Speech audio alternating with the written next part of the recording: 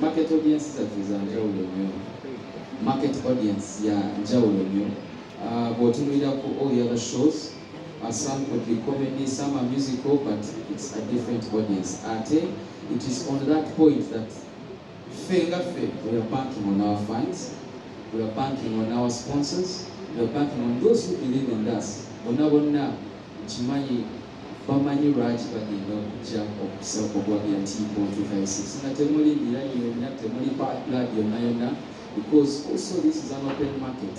Toyinza teeka wano omudaala gwa doodo muno n'ateeka wano omudaala ate n'ogamba n'oteekawo fitina. No, it's an open market. Everyone has a right to do what they want.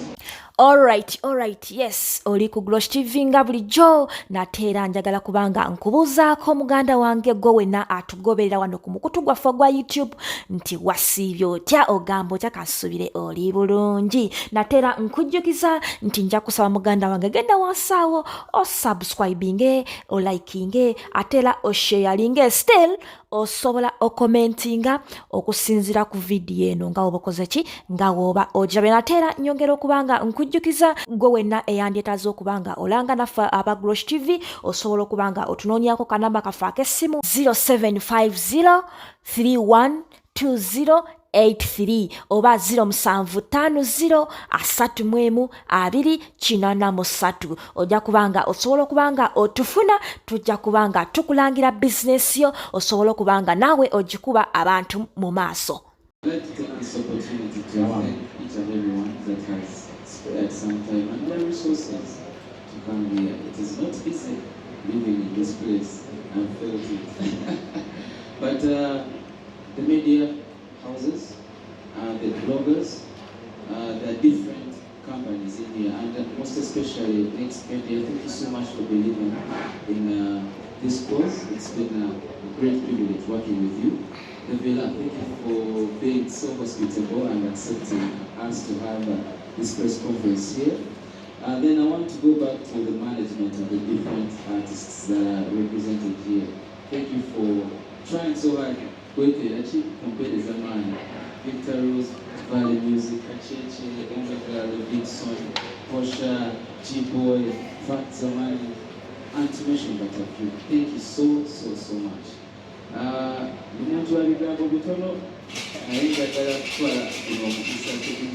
Each and everyone that has had that. The 22nd of August, basically, I just want you to confirm that 22nd, we are eating the party. TPaul, I myself, Kakoba, number one is a good experience. In an era that we'll go home with something nice. It's an era because it's going to be a revelation of what is what has been kept in the what in the curtains. So much. So I can assure you that it's going to be a big and nice experience. On top of that, I want to thank the sponsors that have come on board. And if I mention one, please, you'll help me give them a round of applause. Okay? For starters, the first sponsor that came on board was Next Media Services. Thank you so much. Number two, we have Nash Printers. All the printery that you see, all the logistics that you see, people shining, hey, that is Nash Printers. And then we head back to Tim Bakery is based in Kakoba, but it's doing a big work and in exposing, in reaching out to the people in the Western Uganda. So Tim Bakery, thank you so much for supporting TPaul and we also go ahead to Global Buses. Global Buses are also giving us mobility for our fans that are coming through from the region. And you see Global Buses is not only based in Mbarara, but they also reached out to all the region in Western Uganda. So I'm sure the ticket is going to be on that. The entrance ticket of the show is going to be on the ticket of the bus to make sure you reach Endongo safely and you go back home safely. Uncle Bruno, please remind me of the other sponsors. Or Hudson, please. Aquafina. Oh, how did I forget those Aquafina Pepsi, that is Crown Beverages, has also come on board to support the TPaul live in concert. So thank you so much, Crown Beverages, Aquafina Pepsi, and Galaxy FM. About Galaxy and man, they also doing a good job to push our industry and collaborating. I see my sister shining as well. On that note, Omega also has a show on the 19th of September in Okuva Cricket Over, ladies and gentlemen. As you have turned up today, please, I ask of you kindly, show us some love. And show me stay over the woman.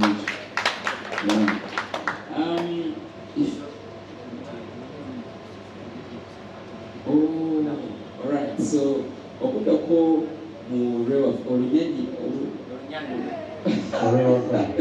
Orewaka nsaba tubeereyo ffenna nga 22 Okuva Cricket Over n'okusiimira ddala aba sponsors abakikuttemu, and to also invite n'okuyita abasponsa abalala abaagala okutweyungako kukola kino ekintu kitambula bulungi.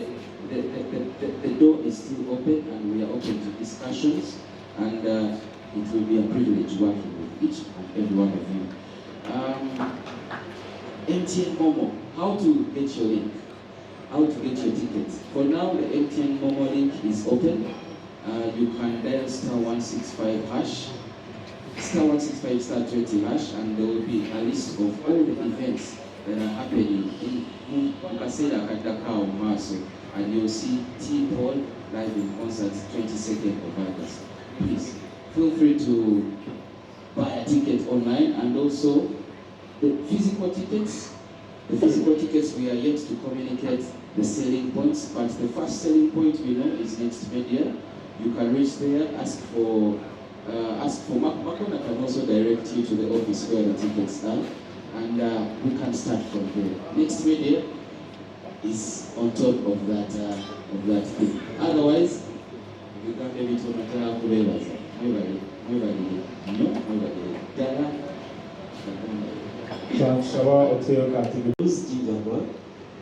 Era nze ndi wano representing the other side of the country as tosala naye obuze mu matwale gano.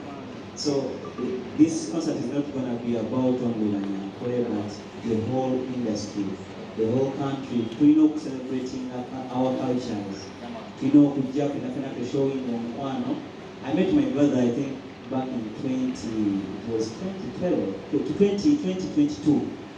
It was a VIP show in Mbarara, and since then we've been good friends. Since now, just but I'm very glad that he has managed to reach this far. I'm going to buy the tickets. Yeah, I'm going to buy 50 tickets.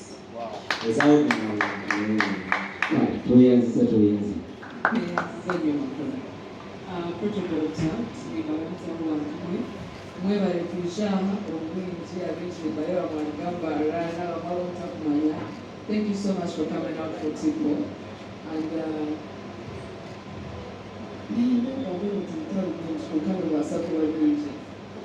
TPaul, I'm so proud of you.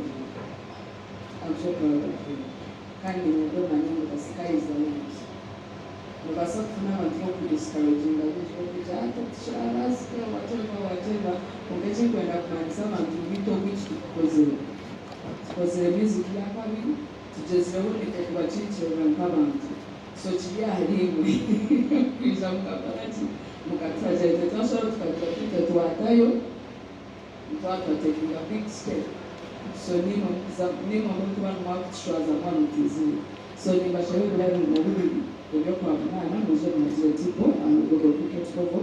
And on the 19th of September, Nanyemi Club will go still for my very first concert. So the Bashar Museum of Fatigue. Stay in the packet. Yeah, I wish you the best. Welcome kama vile zile. Awe tunka asimu mnonga, simu mnonga sina ngani television and nyo okus. Because akatonda kulula kuno. I love God by loving people, and I think that is the biggest reason why I'm here. Because I love people, and among the people I love. TPaul knows I love him so much and I'm a big fan of his music. Musajja yimba bulungi, nyimba ze teziwummula, kwegamba yimba bulungi nnyo bambi. So ndi wano okwongera nange ku ddoboozi yange okuyita bannayuganda bonna gye muli.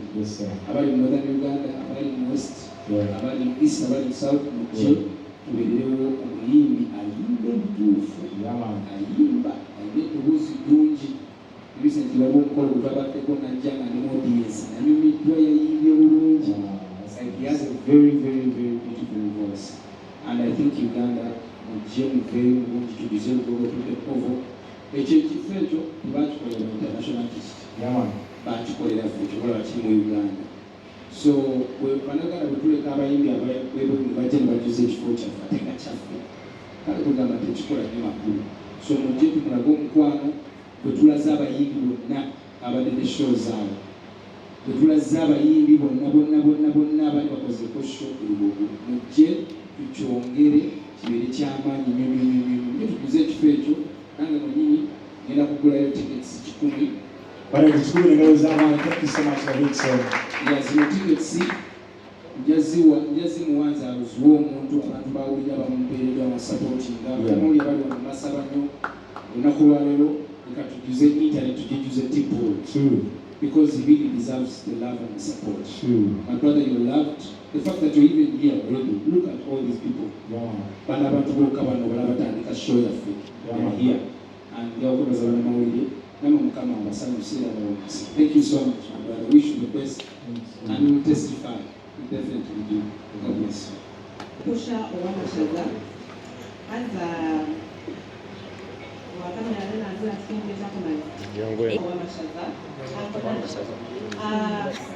I wanted to say something small about TPaul. And then one day, party. So I went to a bar.